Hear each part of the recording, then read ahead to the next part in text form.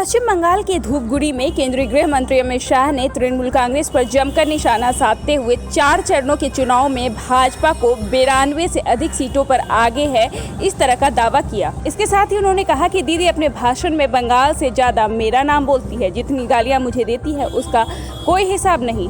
दीदी यदि आप लोगों को न उकसाती तो 4 युवाओं की मौत नहीं होती। आपको बता दें कि लगातार हर रैली में, हर जनसभा में शाह लगातार इस मुद्दे को लेकर दीदी को घेर रहे हैं। इसके साथ ही शाह ने अपने जनसभा में कहा कि सरकार बनते ही हम उत्तर बंगाल में एक एम्स तैयार करेंगे, सिलीगुड़ी में IT पार्क, उत्तर बंगाल में एक केंद्रीय विश्वविद्यालय और सिलीगुड़ी में मेट्रो भी तैयार करेंगे। चाय बागान के सभी मजदूरों की मजदूरी 350 रुपया प्रतिदिन की जाएगी। साथ ही उत्तरी क्षेत्र में एक मेगा फूड पार्क भी बनाया जाएगा। आपको बता दें कि पश्चिम बंगाल में 294 विधानसभा सीटों पर 8 चरणों की वोटिंग होनी है, जिनमें से 4 चरणों के चुनाव पूर्ण हो चुके हैं।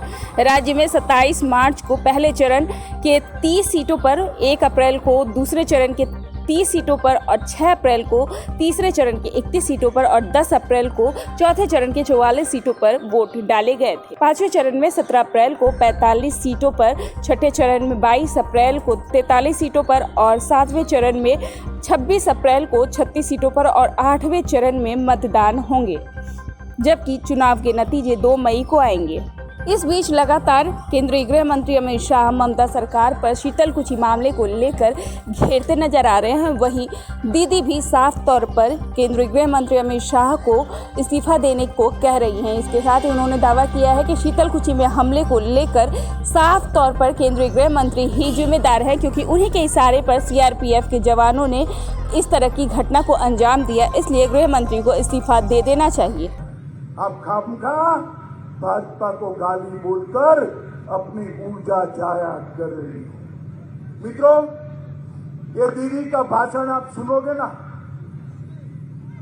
तो उनके भाषण में बंगाल से ज्यादा वो मेरा नाम बोलती है। शायद मेरी जगह बंगाल का नाम बोलती ना तो चुनाव भी जीत जाती। इतनी गालियां मुझे बोलती है कि जिसका कोई हिसाब नहीं। अभी 2 दिन से चला है कि आप अमित शाह इस्तीफा दे दे, अमित शाह इस्तीफा दे दे, और ये बोलने के साथ ही इनके सारे लोग लग पड़े अमित शाह इस्तीफा दे दे। माताओं भाइयों बताओ, आप चाहते हो मैं इस्तीफा दूं?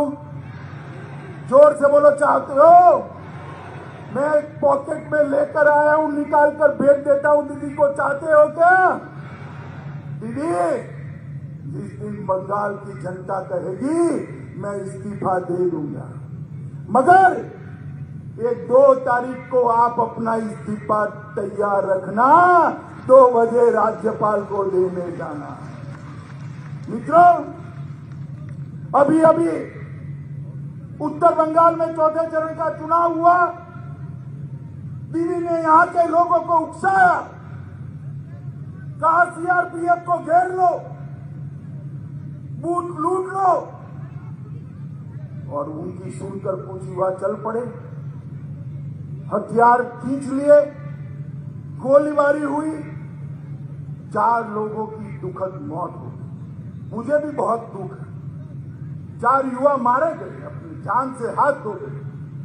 दीदी, अगर आप भाषण ना करती ना तो 4 युवाओं की मौत न होती। आप उनको न उकसाती तो 4 युवाओं की मौत न होती। माताओं भाइयों बहनों युवाओं बताओ, ये 4 हमारे भाइयों की मौत के लिए कौन जिम्मेदार है? कौन जिम्मेदार है? कौन जिम्मेदार है? और 4 नहीं मरे, एक 5वां भी मर गया।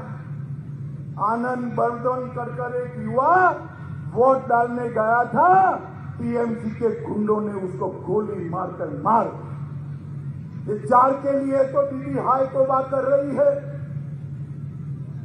बड़े बड़े आवाज से रो रही है, मगर हमारे आनंद बर्मन के लिए, इनके लिए 2 शब्द भी नहीं।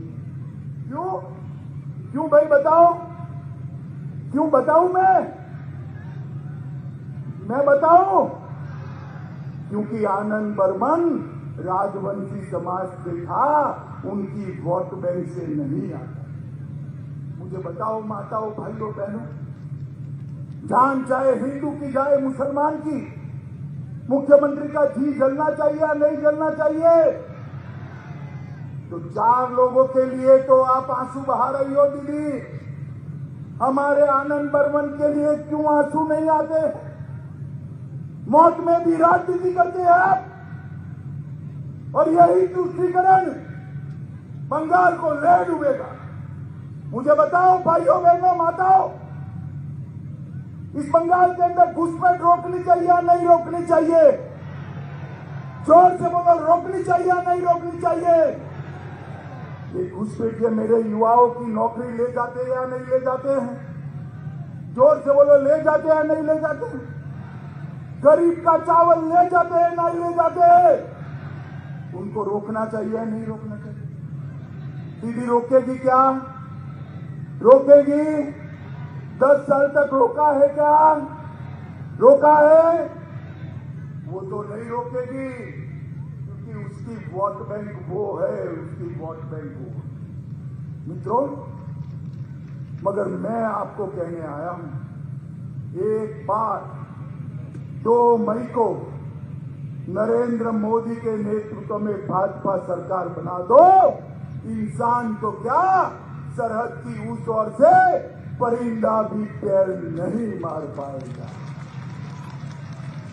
घुसपैठ की समस्या का समाधान केवल और केवल भारतीय जनता पार्टी कर सकती। मुझे बताओ भाई, ये शरणार्थी जो आए हैं, मतवा समाज के हैं, रामसूत्र समाज के हैं, उनको नागरिकता मिलनी चाहिए या नहीं मिलनी चाहिए? अरे यार, जोर से बोलो, थकान तो मुझे लगनी चाहिए, आप भी करते हो। मिलनी चाहिए या नहीं मिलनी चाहिए? दीदी कहती है नहीं मिलनी चाहिए। क्यों? क्योंकि वो अपनी वोट बैंक से डर रही है।